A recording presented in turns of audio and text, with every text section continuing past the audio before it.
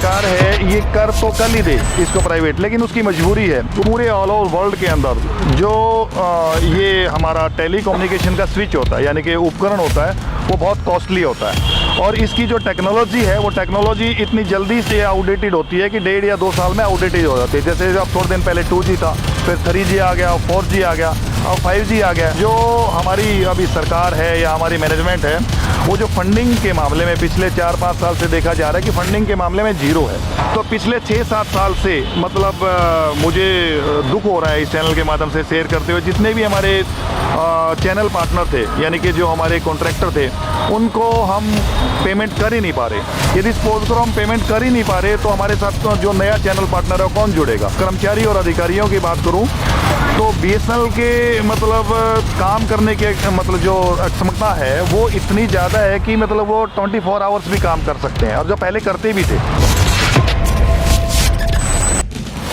मैं इस चैनल के माध्यम से ये आपको शेयर करना चाहता हूँ कि जो सरकार है ये कर तो कर ही दे इसको प्राइवेट, लेकिन उसकी मजबूरी है। उसकी मजबूरी क्या है कि जो हमारा सिक्योरिटी सिस्टम है, डिफेंस के माध्यम से, फोर्स के माध्यम से, वो सारा BSNL देखती है।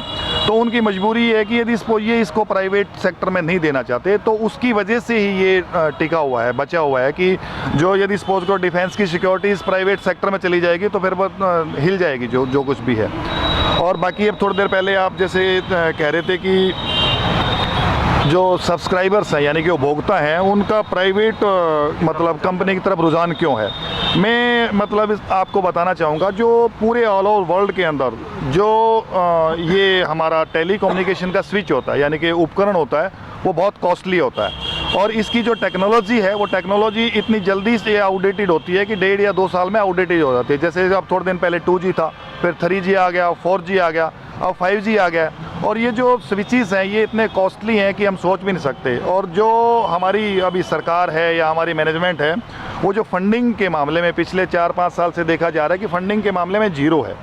तो इसमें जैसे सपोज करो एक इतनी बड़ी कंपनी के होते हैं कि नाते एक वर्चुअल सिम होता है। वर्चुअल सिम जो की टेक्नोलॉजी हमारे पास है ही नहीं। हम चाहते हैं कि मतलब हमारे पास सारी जो भी आजकल की जो मॉडर्न फैसिलिटीज़ हैं हम उनको उपभोक्ताओं को दे पाएँ, लेकिन वो जो इतना महंगा स्विच होने का हमारे पास फंडिंग जीरो ना के बराबर ही है।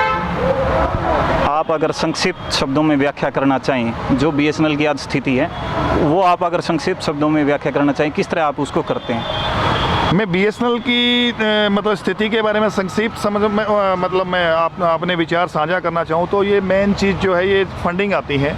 अलग अलग इसके मॉड्यूल होते हैं, जैसे स्विच के मामले में कुछ फंडिंग, इंफ्रास्ट्रक्चर के मामले में कुछ फंडिंग। तो पिछले 6-7 साल से मतलब मुझे दुख हो रहा है इस चैनल के माध्यम से शेयर करते हुए, जितने भी हमारे चैनल पार्टनर थे, यानी कि जो हमारे कॉन्ट्रैक्टर थे, उनको हम पेमेंट कर ही नहीं पा रहे। यदि सपोज करो हम पेमेंट कर ही नहीं पा रहे तो हमारे साथ जो नया चैनल पार्टनर है कौन जुड़ेगा। तो उसकी वजह से जो हम उपभोक्ताओं को जो सर्विस देना चाहते हैं तो उसमें हम मतलब सक्षम नहीं है विदाउट फंडिंग के, जो मतलब जो एक्चुअल में हम देना चाहते हैं। बाकी यदि सपोज करो मैं अपने एग्जीक्यूटिव्स और मतलब कर्मचारी और अधिकारियों की बात करूं तो BSNL के मतलब काम करने के मतलब जो क्षमता है वो इतनी ज़्यादा है कि मतलब वो 24 आवर्स भी काम कर सकते हैं, और जो पहले करते भी थे। जो ये है सर कि अब BSNL और प्राइवेट कंपनी और BSNL की बात करें तो अगर BSNL को सरकार प्राइवेट करती है तो उसको प्राइवेट कंपनियां मुनाफे में ही लेके आएंगी BSNL को, ये तो है नहीं कि वो घाटे में उसको चलाएंगी।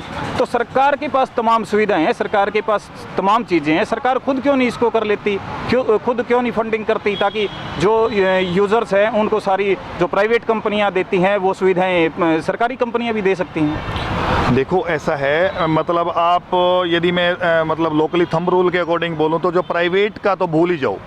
क्यों भूल जाओ, पिछले 20 साल पहले टाटा ने कोशिश की थी इसको खरीदने में, उसमें एक छोटा सा टुकड़ा ले पाई वो BSNL।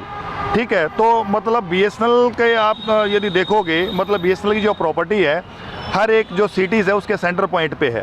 तो प्राइवेट का तो मतलब सवाल पैदा ही नहीं होता है। अब वैसे ही यदि सपोज करो फ्रॉड तरीके से नौने पौने में इधर उधर कर दे तो वो हम कह नहीं सकते, कुछ भी आ सकता है। बाकी प्राइवेट नहीं होएगी उसके में, जैसे मैंने थोड़ा पहले बताया था, डिफेंस का भी है इसमें और फोर्स का भी है।